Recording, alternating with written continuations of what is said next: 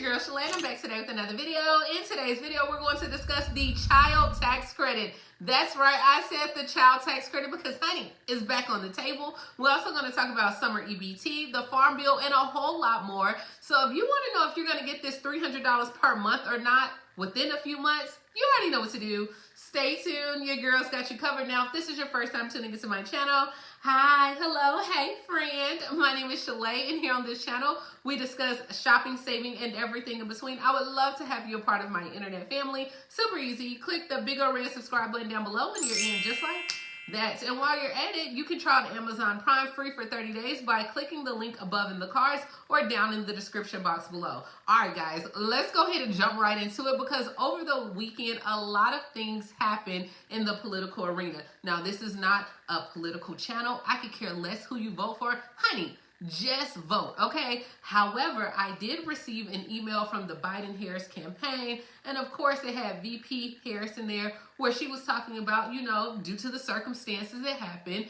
that what she plans to do if she is going to be running for president. And one of the things was strengthen and expand the Social Security and Medicare, as well as expand the child tax credit permanently, and it had a whole lot more. I'll put it over here, guys. Now, we know that last week there was like a political event that took place in North Carolina, and she was talking about the expansion of the child tax credit. This has been a priority for Biden, the Democrats, and all the people, right? Because on December 31st, 2025, at midnight, Americans are going to pretty much experience like a tsunami of tax changes. Now, this is the Tax Cut and Jobs Act of 2017. It will expire on that day, December 31st, 2025, unless Congress decides to go ahead and expand it. So this is where we had, remember, under the age of 17, that you get a $2,000 per child, and it was $1,700 that were refundable in 2024,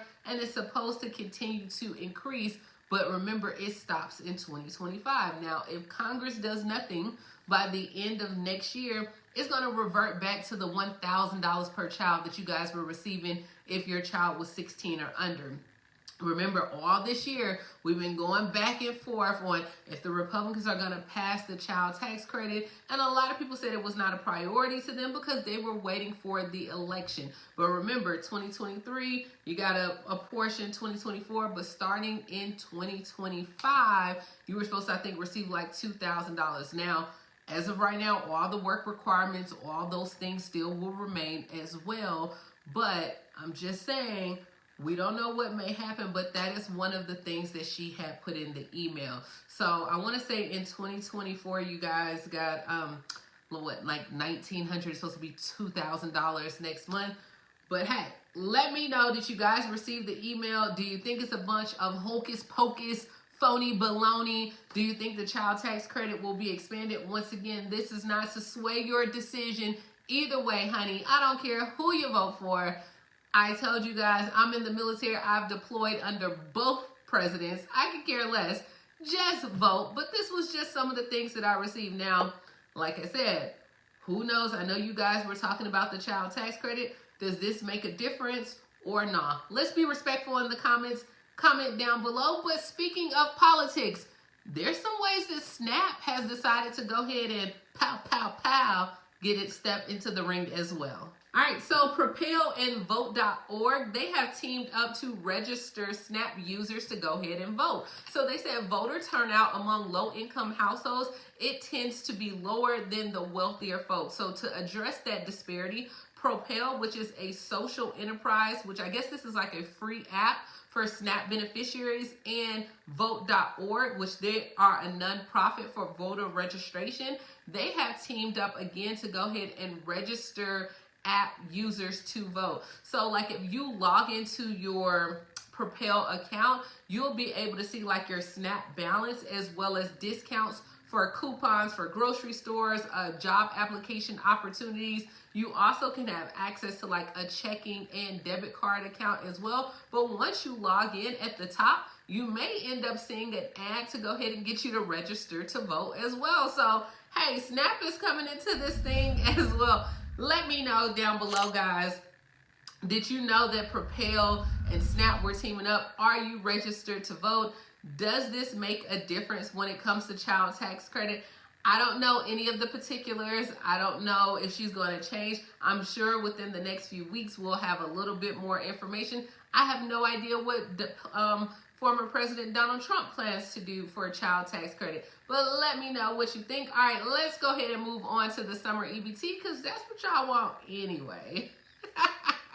All right, so in Nebraska, the third round of summer EBT payments were sent out on Friday. And when I mean the third round, Nebraska decided to break their $40 payments up and pay each month. Vermont has started to launch their summer EBT as well, and they said they should be paying out soon. Oregon says their summer EBT cost center issues have been resolved and is functioning normally, so you can call and check the status. The Colorado Department of Human Services announced that they have begun rolling out their benefits as well. In New York, now y'all, in New York, people have sent me pictures showing that they received their cards and they're paying out today as well. In North Dakota, they said that those that are receiving free and reduced lunch, you should have already started receiving your payments as well. And those that were not automatically enrolled, they're trying to get more people to enroll because more children may qualify. So they are encouraging parents to go ahead and sign up as well. But let me know down in the comments for those states that I listed. Also, they had where Ohio had paid out as well. Let me know if you have received your summer EBT payments or not, or if you are still waiting. I could not find anything for Illinois at all. I was checking for Michigan as well, and Michigan is a toss-up. Some people said they received them, some people that said that they didn't. I will say if you haven't received them, you definitely need to go online and apply to make sure that they even have your information in the system as well. So let me know all the things, but let's go ahead on over to Missouri because they're having just a lot of issues when it comes to EBT, Medicare, Medicaid, and a whole lot, honey. It's a mess in Missouri. All right, so the people are saying Missouri is doing an atrocious job in distributing their federal funds that are owed to Missouri recipients as well. So the Missouri Department of Social Services, they have become an obstacle course, they said, which violates the federal law. So the administration of the SNAP program is one of the ways or examples that the state is failing in their federal funds because they're not giving people the money that it's intended for.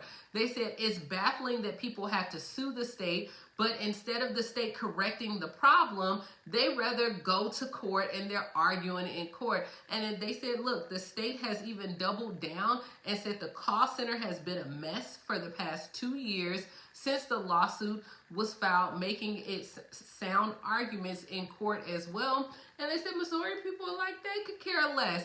Now, Missouri has the worst in the nation for wait times when it comes for Medicaid applications and renewals, and they have drawn federal investigation for that as well. They said Missouri kids are finding out at the pediatrician's office that they've been kicked off Medicaid and they're getting sicker and sicker from manageable conditions.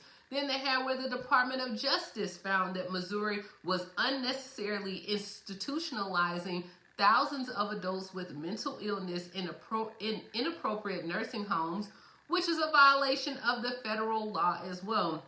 Now, some of the state officials had acknowledged that there are many demands for the state resources, but they said it has been very challenging and they're having issues. But that's where the court was like, hey, you guys need to fix it as well. Then, of course, they start talking about the summer EBT, and they're like, hey, the federal government is paying half. You guys are only paying the other half. What is taking so long? So I don't know what's going on in Missouri, but it's a lot going on, and they have more problems than their summer EBT. And I say all that to say, I don't know when y'all getting paid. Okay, I am just being upfront and honest. For those that reside in Missouri, are y'all having all these problems? Did you try to call the hotline? That's what they had in the news. I didn't call it a mess. It was in the news. All right, so let's go ahead and move on to Wisconsin. All right, so Wisconsin plans to keep SNAP benefits in check does not sit well with their advocates. So Congress is back in session for 2 more weeks before the August recess, and Wisconsin voices are worried about the future of the key hunger relief program. Lawmakers protects its funding with a deadline looming. So SNAP, which falls, of course, under the Farm Bill, it needs to be reauthorized by the end of of September. Now, remember I told you guys that they were looking at doing a 1-year extension, but House Republicans have blocked efforts to maintain White House authority to make those non-inflation adjustments to SNAP. Now, the program director in Wisconsin, which I think is the Opportunity Wisconsin, they said not having like these increases or these options, it would put SNAP recipients at a disadvantage.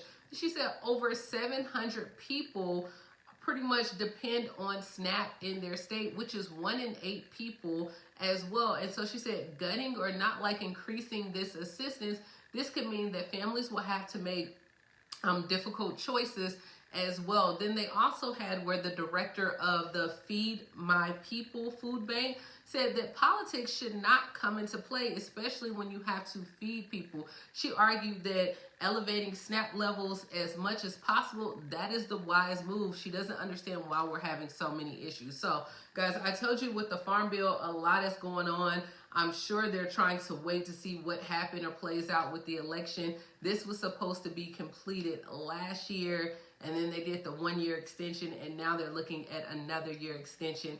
And pretty much they're trying to see if they're going to do these raises or not. So we should know pretty much here in October when they have the Social Security raises, well, what the SNAP raise would be and what that means for you guys. And this is all that we have going on in the world of SNAP. All I want to tell you guys is vote, vote, vote. Watch what's going on. Do not think just because you are a low income that you don't have a voice. Everyone has a voice. If you don't know how to vote, you can go on that Propel app that you check your balances from, register to vote, because guys, there's some key decisions being made this election season. And if you need this or anyone needs it, we need to vote in a way that will be able to take care of the people, the American people. And this is all I have. Let me know if you're in Missouri. Is it a mess there? What do you think about the child tax credit? Is this a lie or nah? As well as grab you some Amazon Prime. Please like, comment, subscribe, and I will talk to you later, Gator. Bye, guys.